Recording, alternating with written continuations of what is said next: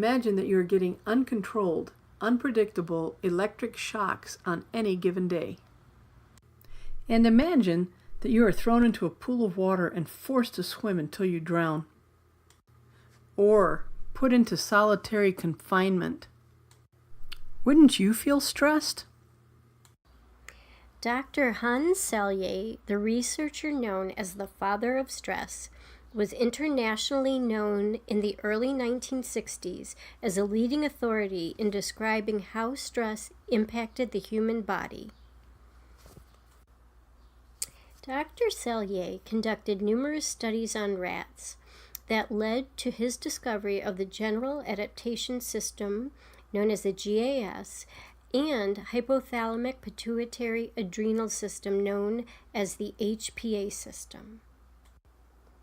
The rats showed many signs of stress when he treated them badly.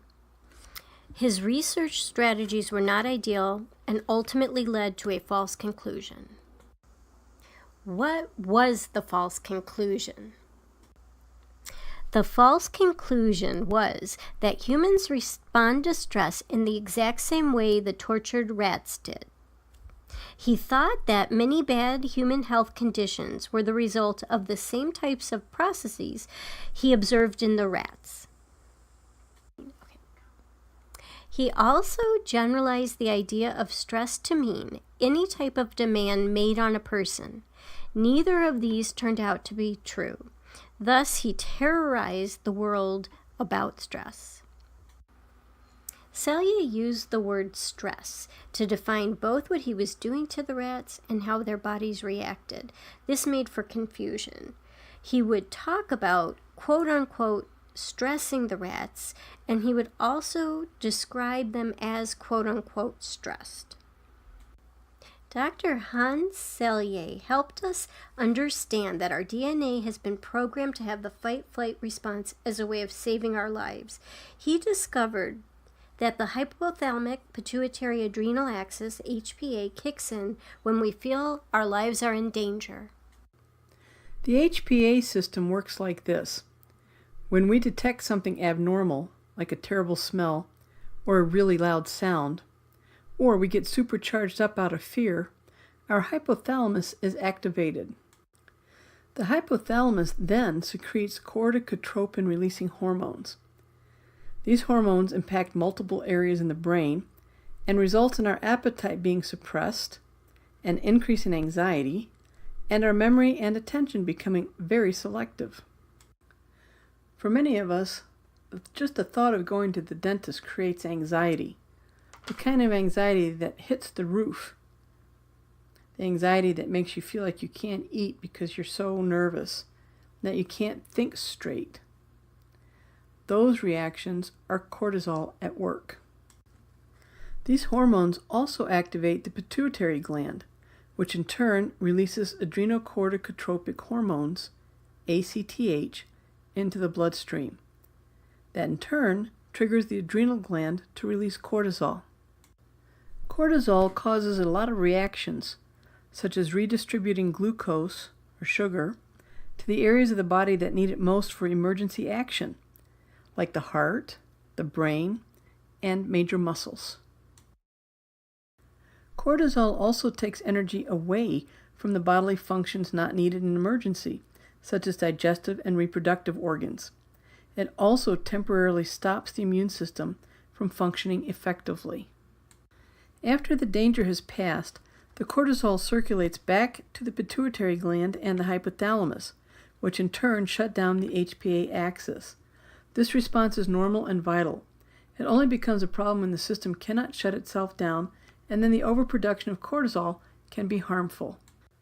Too much cortisol over lengthy periods of time can lead to increases in blood sugar, blood pressure, a decrease in sex drive, acne, obesity, illnesses, and the heart problems that we hear so much about.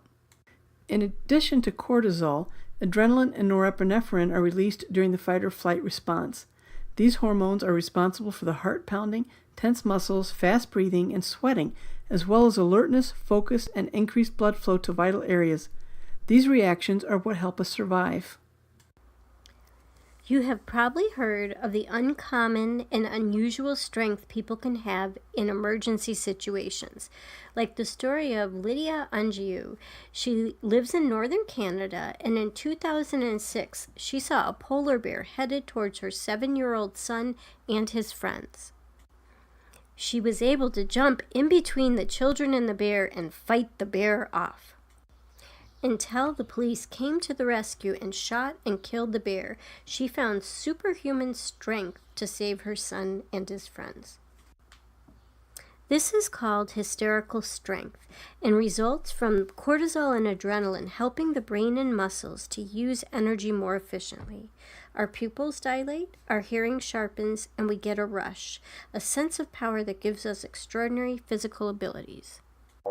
Even though for a long time it was believed that the fight or flight response was the only one we had, it really didn't make sense. For example, the fight or flight response is not going to help us when we are dealing with stress from threats or frustrations that are not life-threatening, such as a traffic jam. Or an incompetent boss. Let's face it, you can't fight a car or your boss. And you can't run away from your job or your family every time they upset you. Lucky for us, there are additional responses to stress that our brains have developed that Dr. Cellier was not aware of at the time. The more accurate conclusion about the human stress response is that it is varied, and humans have the capacity to engage in whichever stress response is needed for a given situation. Later research demonstrated that not all stressful experiences can cause bodily harm. Dr. Cellier wondered if this contradiction to his research existed because some experiences, although stressful, are perceived as good. For example, getting married or getting accepted to medical school. Dr. Cellier came to believe that if you thought a stressful event was a good one, you would not be harmed by the physiological reactions. Later research showed that the way stress impacts a person has more to do with how they cope with the stress. That means how well a person can think through their situation and engage in problem solving, and how well they can access their resources. For example, a student stressing for a final exam can procrastinate and avoid studying, or find a resource on campus to get help.